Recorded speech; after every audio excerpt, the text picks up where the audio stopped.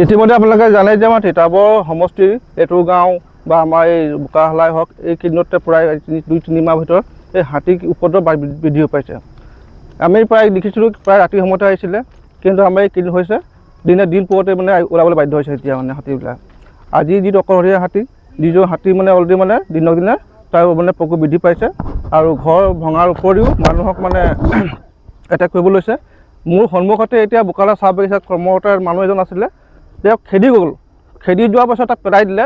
তাৰ ভাগ্যক্ৰম মানুহজন এতিয়া মানে সুস্থ হৈ তেখেত পঠিয়াইছোঁ আমি। কিন্তু এই সময়টোত বন বিভাগ আছে, ফৰেষ্ট ডিপাৰ্টমেণ্ট আছে, কিন্তু তেওঁলোকৰ যিবিলাক আমাৰ সুৰক্ষাৰ কাৰণে যিবিলাক কৰিবলগীয়া আছিলে, কিন্তু তেওঁলোকে মানে দেখা নাপাওঁ আমি।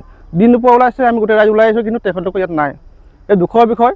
আৰু ইয়াৰ পৰা যদি সোনকালে ব্যৱস্থা গ্ৰহণ নকৰা নহয়, তেতিয়াহ'লে মানুহ সংঘাতৰ যিটো বন্যহস্তীৰ সংঘাত হ'ব আৰু ইয়াৰ পৰাই আমাৰ ডাঙৰ এটা পৰিস্থিতিৰ সৃষ্টি হ'ব। হয়, আজি এজন মানুহ আক্ৰমণ কৰিছে আৰু তেখেতে আহতও হৈছে আৰু ভাল তেখেতৰ লাগ ভাল বুলি ক'ব লাগিব যে তেখেতে জীয়াই আছে, এতিয়াও জীয়াই আছে। কিন্তু এটা কথা দেখিবলৈ পোৱা গৈছে যে দিনক দিনে মানুহ আৰু হাতীৰ সংঘাত বাঢ়ি আহিছে, কিন্তু তাৰ পিছতো ফৰেষ্ট বিভাগ এটা ব্যাগুম বিভাগ আছে ইয়াত, সেই বিভাগটোৱে কিন্তু ইয়াত কোনো মানে গুৰুত্ব ভালকৈ দিয়া আমি দেখা পোৱা নাই। আৰু যিহেতু বনমন্ত্ৰীও আছে, বনমন্ত্ৰীয়েও ইয়াৰ ওপৰত গুৰুত্ব দিবলৈ আমি বাৰম্বাৰ তেখেতক অনুৰোধ কাকতি মিনতি কৰাৰ পিছতো কোনো তেখেতে বিহিত ব্যৱস্থা গ্ৰহণ কৰা নাই। আৰু আজি আপোনালোকে নিজে দেখিছে যে আজি দিন দুপৰত এনেকুৱা ঘটনা হৈছে। গতিকে কাইলৈ কাৰো সুৰক্ষা নাইকিয়া হৈছে, মানুহৰ সুৰক্ষা নাইকিয়া হৈছে। গতিকে আমি বিচাৰোঁ যে অতি শীঘ্ৰে বনমন্ত্ৰী তথা বন বিভাগে ইয়াৰ ওপৰত বিহিত ব্যৱস্থা গ্ৰহণ কৰক, অন্যথা ৰাইজে ইয়াৰ ওপৰত যিকোনো প্ৰতিবাদ কাৰ্যসূচী ল'বলৈ বাধ্য হ'ব।